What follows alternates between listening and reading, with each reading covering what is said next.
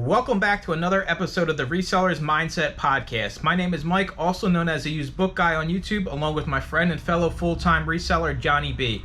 We help people start and grow their reselling businesses from the ground up. We also have a weekly Zoom call and private Discord for all YouTube members. Head on over to youtube.com/usedbookguy to join the channel and gain access to the full-length podcast, Zoom call, and private Discord today.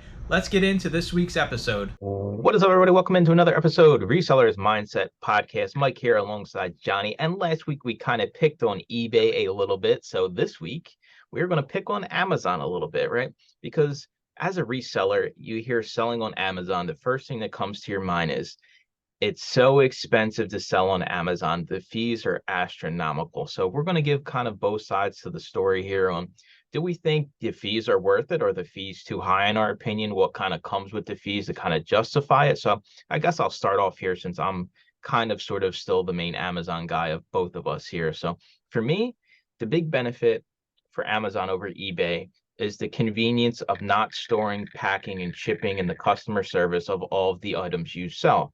So if you don't know, I live in an apartment currently. I'm looking for a house. Even when I have a house, I still don't want to have a garage full. Not that there's anything wrong. You know, there's inventory systems that work great from home, but I kind of enjoy the pleasure of being able to get some of my time back, even if that costs more money. I think this is all a money for time kind of trade-off when it comes to selling on Amazon versus other platforms. So for me, being in my little penthouse apartment here, and I used to be the guy, straight up, I'll tell everybody here, I had like 4 of those big plastic totes, not the nice ones like if you're watching on YouTube that Johnny's got behind him. I had the ones you couldn't really even see into. I had the worst inventory system, right? I'd sell a pair of shoes and they're like buried in the bottom of the bin. They're not bagged. I find one shoe and I got to keep digging for the other one. And I remember Debs just like, this is such a chaotic mess. It was just chaos. And when I first like heard of Amazon, I'm like, whoa, wait a minute. I don't have to keep nothing here, right? I send it all to them and they put it wherever they put it and they ship it. And, you know, because at the time I was also working full time at CVS. So this is another thing. I can't get out, and ship as often as a full timer. Or, if there's a stretch where I'm working 10 days in a row and the post office doesn't open, what I used to do, fun fact, when UPS would come into CVS every day. So USPS comes in, there goes my packages, right? I would do the same thing with Debs. So that when the post office came in to pick up CVS's mail and packages, I would have my reselling packages because I didn't have time to get to the post office. So the appeal of not having to store, ship, customer service my own items, at the time, I didn't care what the price was. You want to charge me 50, 60, 70% of the sale? I'm perfectly fine with that because right now, time is what I have the least of. And it kind of just developed into a thing where I value my time a lot higher than I used to. So that's kind of why I enjoy selling on Amazon today, even though the fees are high. So give me your initial take, like when you started on Amazon, because you were eBay first, and the fees on Amazon are like 3x what they are on eBay. I mean, to me, there was a lot less upfront work in my opinion, than Amazon. It's like I already had books, and it's like scan, boop, pack, send, scan, boop, pack, send. I mean, it doesn't get really any easier, I think, than that, unless you don't have to scan, I guess. You just send whatever in, but you do. So I think as far as the fees go, it didn't really bother me. It was really more solving a problem with excess inventory than me worrying about fees. You're gonna get fees no matter what kind of aspect of business you do, and tacking on, I don't know, $4 on something I'm gonna sell for 12, I clear maybe 8, get to keep half or something like that. It just was like, okay, fine, I still clear money, solves a problem, get my space back. This is great. I love this. Because even when I was doing eBay, and still doing eBay, by the way, I just accumulated so much. And yes, for eBay, I don't know what to do with you yet, so you're gonna go in this pile over here. I'll figure it out later. And then stumbled across Amazon after I went through the YouTube rabbit hole, found you, and I was like, oh, this is an honest guy. He actually talks about numbers, and learned how to do it honestly through your YouTube. And then you started weekly calls sometime after, or one-on-ones. Yeah, I remember that. I did a one-on-one with you once. Do you Long time ago. do you think that sell-through rate should affect how much you pay in fees, right? So like if we compare two items to eBay to Amazon, and Amazon has a higher sell-through rate, there's more eyes on products, there's more people shopping on Amazon than eBay. Do you think that could justify Amazon charging more in fees because they know they're getting more eyes on your products? I think that is a healthy trade, honestly. I'm okay with that. If it sells, it sells. It's got to be, man. Because think about it. Like we sell used items, like secondhand items. Imagine if you were a brand. Sell through is all you care about, right? You're trying to build your brand awareness, new products. So like it might, because I know a lot of resellers like, well, sell through, man, they kind of are on the fence about it. But I just think about it in the terms of the overall platform, sell through and eyes on your products. If you're a brand or if you're doing some kind of wholesale product, that is way more important than keeping. I think goes back to the old, well, you were going to hang on to something and try to get every penny, or you're going to turn it fast and get some pennies, right? And I think it kind of goes the same way with the sell through aspect.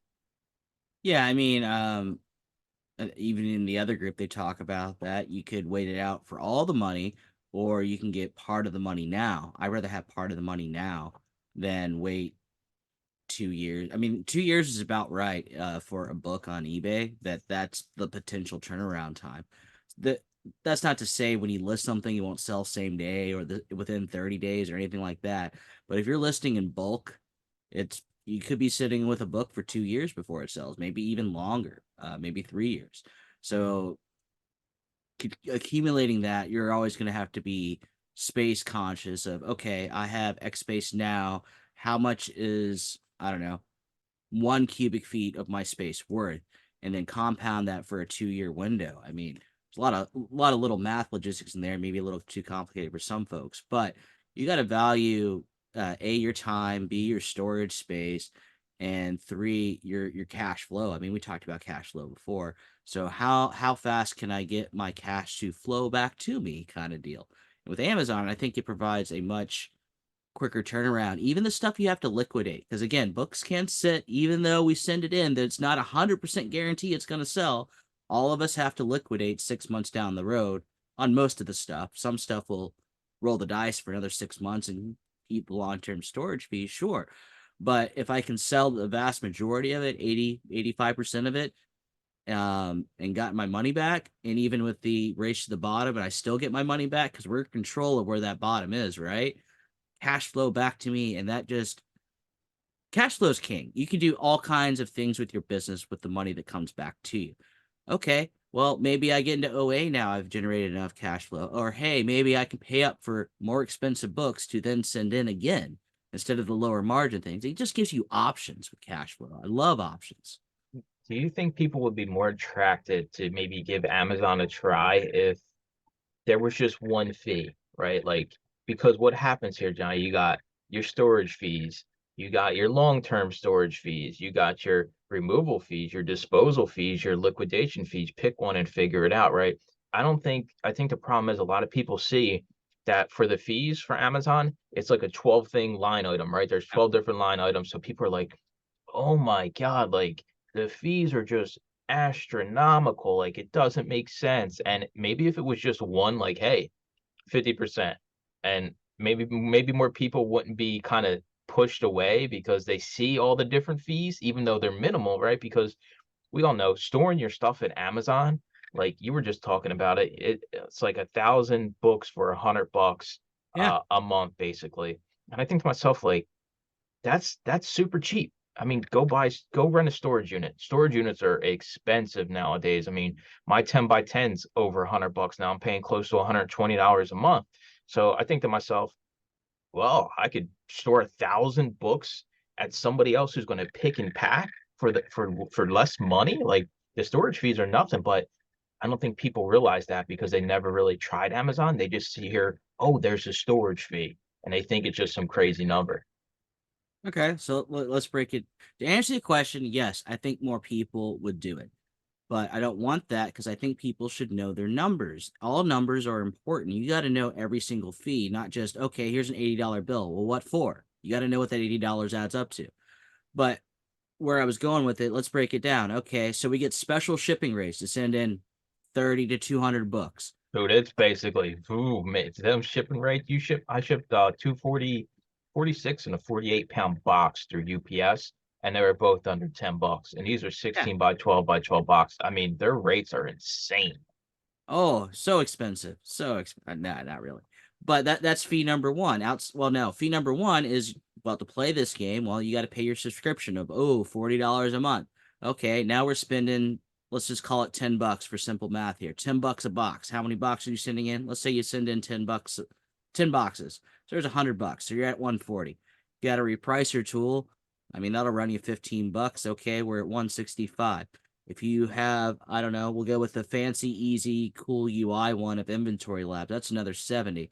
So we're at 200 something dollars operational cost. We haven't even factored in your cost of goods. Let's say another 100. Okay. Cost you about $300-400 to run a Amazon operation. You got your labels, you got your packaging supplies. So let's just call it 350. 350 to play Amazon on a casual basis a month. I mean, and I think it's another thing that kind of scares people off, in addition to Amazon fees, is the overhead cost of software.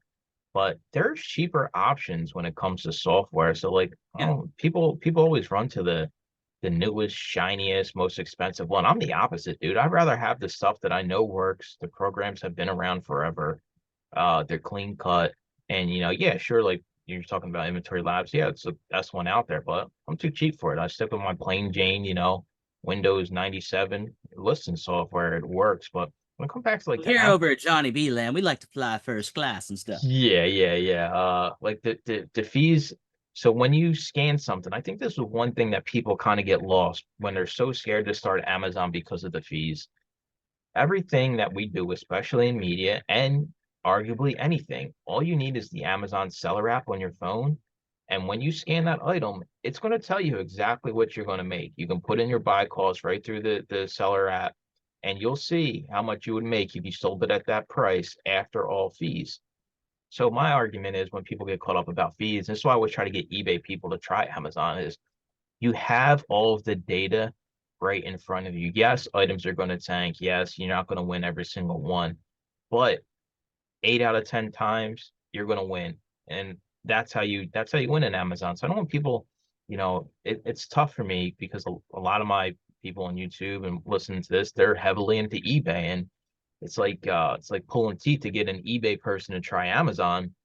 And usually the ones that do, and they actually like give it a real shot, they're like, whoa, this is crazy, right? Like, do you think the fees on Amazon are justified not only by sell through, but are you fine with paying the higher fees because the ease of listing and sending your stuff to Amazon is worth the time you save? Like, is that some justification for higher fees? Um, I would say my input output ratio justifies that absolutely. Now, as far as you saying time saved, I just see, I again, with cash flow from Amazon, that gives me more opportunity to spend more time elsewhere in other avenues of my business, or improve the Amazon business. Again, like doing stuff like OA, or hey, we're gonna save up for that, I don't know, bookstore closeout, and we're gonna buy it all on pennies on the dollar. But you need a little bit of change to even play that. And to me, that I don't really see time saved. I see time more reinvested, if that makes sense, to other finer aspects of business, because we're all business owners. Now, if speaking to the person who's just doing this on a hobby level or a part-time level, or may not have such aspirations, that's fine. If you're just looking for a steady paycheck, and nothing wrong with that by any means, you're going to save so much time. You can go home to the kids every night if you want. You just did a box a day. Come on, a box a day, 30, 40 books. You could do that a day, honestly. Or even if you want weekends off, okay, do 2 boxes 2 days a week. Do one box 3 days a week. There's your 7 boxes a week. You will be fine. I promise you. I will say this. It's when it comes to like, hobbyist, I don't think you can be a hobbyist seller on Amazon. Just the way, they're taking the buy box from people. It takes a while to get the buy box if you're not sending a lot of inventory in. I don't think you can be that hobbyist seller that just comes on and sends one box a month, because you're going to need a professional account to even be buy box eligible. Until you have the buy box, you're not getting 90% of the sales. I think The people that win in Amazon are part-timers that treat it like a business, and kind of like Johnny said, okay, I have 2 days a week. Here's exactly what I'm going to do. I'm going to get in one box every week, one box every 2 weeks. I don't think you can play the game of just falling away for kind of like how I do with eBay, right? I'll list, 10 days every 3 months, and I can come back and I can just get back into the swing of things, start listing again. Amazon, I think, now punishes sellers for that by taking the buy box away if you had it, or if you don't have it and you're not sending in inventory constantly, you're never going to get the buy box. And without that, your Amazon business is basically dead, honestly.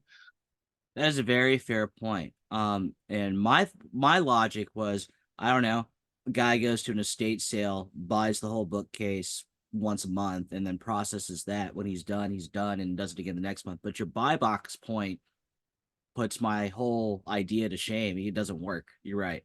I I agree. mean, you would like I would almost say if you're that person that goes sourcing once a month and wants to have an Amazon business, if you're scooping up 500 books, I'd probably do one box every single week just to keep the flow going to Amazon so they see on your account you're actually sending stuff. I mean, there are things you can do, but I don't think you can kind of just show up and sell on Amazon for a month, go away for the next season, come back and, expect things to kind of be the same. I don't think that works on Amazon. And just so you're talking about with the fees, right? Because you're going to need the professional kit. What does $40 a month get you on eBay as like a store? Like, say if I want to get a store on eBay and I got $40, do you know off the top of your head what that'll It's get you? the store above mine because mine costs 50 at the premium, whatever that store is. Um, you couldn't go to Anchor with that because that's $200. I don't even remember what the store below mine is. eBay stores. I got the cheap store. I got the $5 store. Yeah, I think it's the $25 one. Let's see here. Subscriptions and fees. There we go. $21.95 a month is what you'd be able to do. It's called a basic store. Gets you 1,000 a month of free fixed price listings, 25-cent insertions, 250 free auctions a month, and 25 cents insertions above that. Mine is 10,000 a month and 500 a month free auctions and 15-cent insertion fees. So for about double the money, I get a nickel cheaper on extra insertions and 10 times the amount of free fixed price listings. So yeah, I mean that's kind of the comparison when you look at the there's always going to be costs with everything too. And jump into this one, if anybody's selling on Amazon got the email last week about their fee increases, but they also did decrease some things. I try not to, the fees are always going to go up. Everything's going up. I know this is like beating a dead horse. Everything's going up.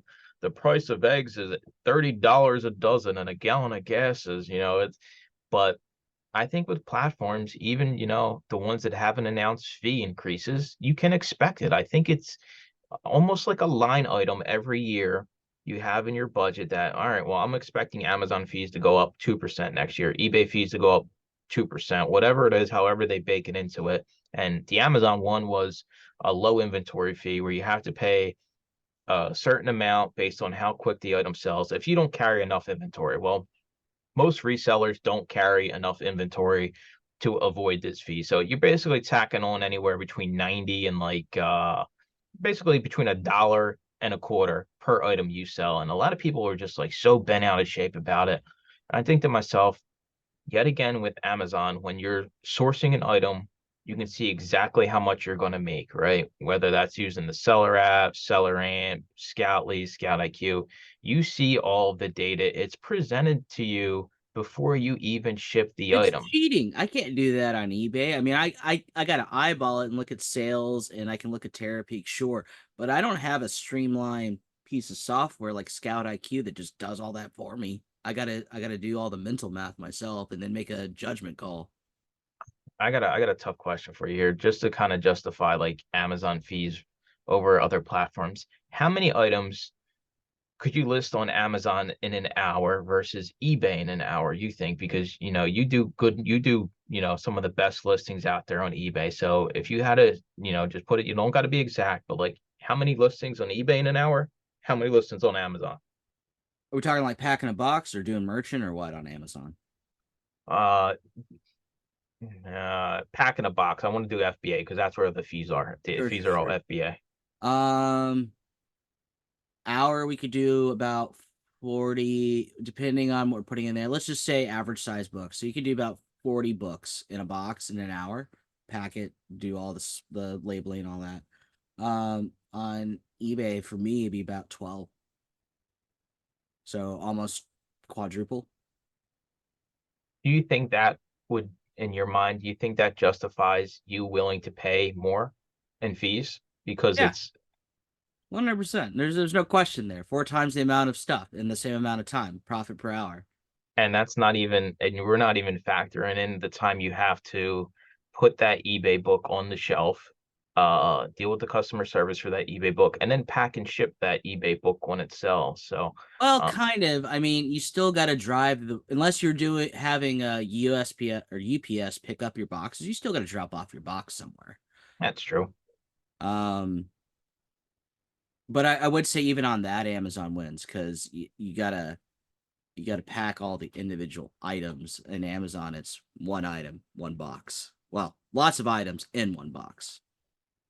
All right, so enough of me defending Amazon with their high fees. I do think um every year the margins are going to get thinner. How you combat your margins going down is you find better items. The fees, I agree, they're super high compared to any other platform. As much as I sit here and try to justify it because, oh, he sells on Amazon, of course he's going to say the fees are worth it. I just understand the time value, how much my time's worth. But I will say this, the fees going up every year, it's frustrating. I ain't gonna lie, but I mean, Deb said it the other day because I put out the YouTube video talking about the fees. You can't control what the platforms do. If you don't like what the platform does, then you can go somewhere else. And she's 100% correct. If you don't like it, then start a Shopify, sell on a different site that's got less fees. But just be prepared that any platform you are a part of, they always control the fees on their platform. And I mean, I don't even know if the fees have ever gone down on any platform in the history of reselling. So the fees are, yeah, they're, it's a lot. You sell a book for $10 on Amazon. You're lucky if you make $1 after fees. That's not including your buy costs. Well, you sell a $10 book on eBay, at least you put, two, three, $4 in your pocket. So yeah, the fees are a lot higher on Amazon. And it does get frustrating every year when you get nickel and dime. And I kind of, think about it this way. Everywhere you go now, Johnny, they want a tip.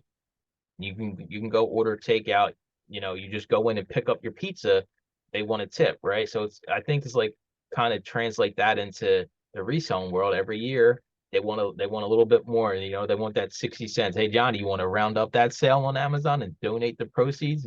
I think that's kind of what I equate it to. And it's frustrating for me, right? Because everywhere you go now, they want to, oh, you donate to this, donate to that, donate to this, tip here, tip there, tip here, tip there. It's like and the platforms are just the same way. And Amazon does it a little bit more sneakily, right? Because they have all of these line fees. It's not just, hey, we're raising the final value fee or the promoted listings. They're like, well, we're going to tweak the square root of pi fee, and then we're going to tweak the Pythagorean theorem fee, and then like it's stuff that it's like, what the heck is going on? And I think they make it complicated on purpose. So like the average person doesn't really understand what's actually going on in the fee structure. Like you got to sit down for a full day and have a notepad and click through all the links on the email to actually understand what's going on versus other platform. It's like, hey, final value fee is going up 0.5%, or this is going up 1%. And you're like, okay. So let's just do some quick math off what I said. So 12 books on eBay. Okay. Let's say they're all $30 books. Okay, so that's $360. Wait, fees, divide by half. All right, 180 bucks. Same thing with Amazon here. So we said about 40 books. 40 times $30 divided by, so $1,200 divided by 2 is $600. 180 opposed to $600. 6 times the amount of money for the same amount of time worked. There's where it works out. But Johnny, you're the eBay guy. You do eBay. Yes, I do, because some things only fit on eBay that will not fit on Amazon. So I allocate time to do eBay as well.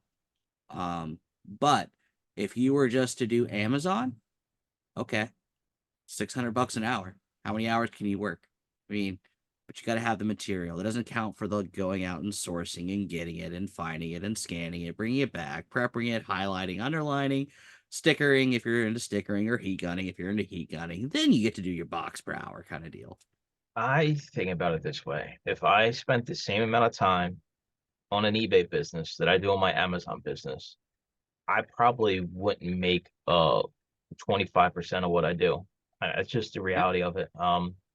There's a lot more, right? The photos. You never got to take a photo with Amazon, right? If I went to any eBay seller right now and said, how much of your profit are you willing to give up to never take another product photo again? What do you think the range would be? I think some people would go up to 30, a third. I think people will give up a third of their profit to never take a photo again as an eBay seller. That's about right. I agree with that. Yeah, I mean, here's the thing though. People are afraid of change. You got the old timers that have done eBay since the dawn of time. I've been selling on eBay for 40 Yeah, years. you just got the same stuff you listed 40 years ago in your store. That's exactly right. You never sold it. I thought it would sell. There was a sale on there, proven sale, so I can sell it, right? That doesn't mean it's true. It's ever gonna sell. So you gotta burn that item somehow, some way. Anyway, um, if you had a person do eBay for 1 year and then have them do Amazon for 1 year, give it a fair shot for 2 years on both platforms, kind of like what I've done, honestly.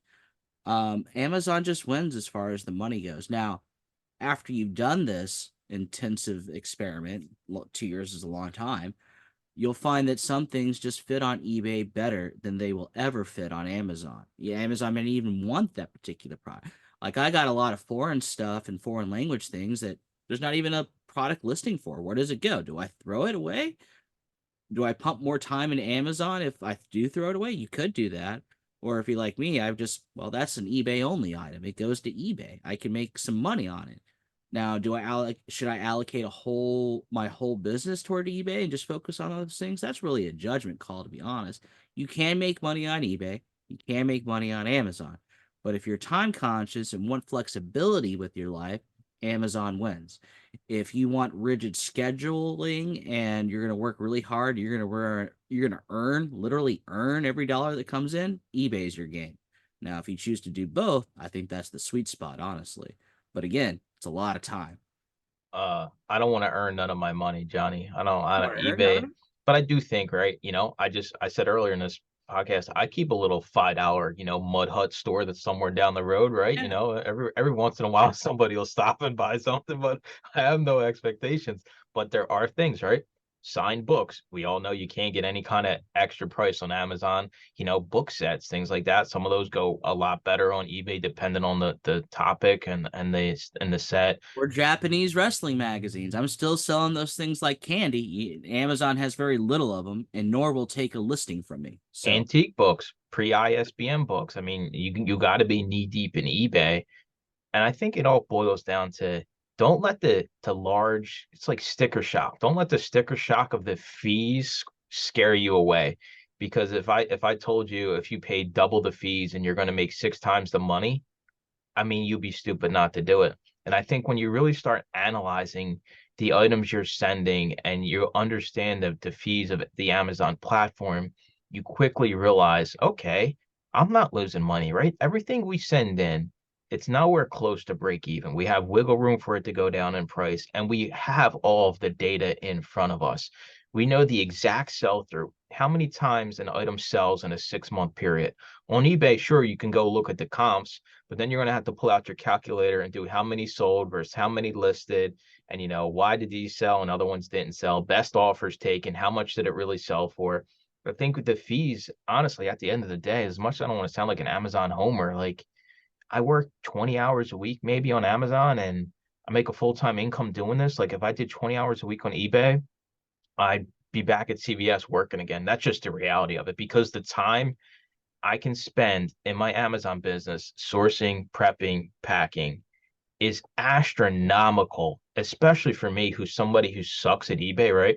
I list everything through my phone. I do the photos. I store, you got to store the items and you got to go get, like, for me, my speed when it comes to Amazon, like if I'm looking at an hourly rate, like I'd probably be the same as you, around, maybe I probably do a little bit more listings than you because mine's are, they're half-ass listings. I'm not filling everything out, right? Get So more listings up an hour than I can. yeah, Yeah, you can. maybe I'm at like 20, 25 listings an hour on eBay. But if I sat down and, did boxes for Amazon, I'm probably getting out 3 boxes. And regardless of how many items are in that box, I'd probably say I'm doing close to, 200 items per hour on Amazon. And that's literally just Bluetooth scanner, listing software, boom, boom, boom, boom, boom, because all you're doing is slapping a sticker on it, throwing it in the box, and that's it. It's like, it's crazy to me how much more productivity I can have just because of the tools the platform has. Now, maybe down the road, eBay has some kind of listing software. And there are services out there now. I see Yeah, that. there's cross listing things where you can hit them all. Sure. Yeah. I still think, the cross listing thing compared to just Amazon overall, I still think it's a lose-lose. Like, I would take Amazon.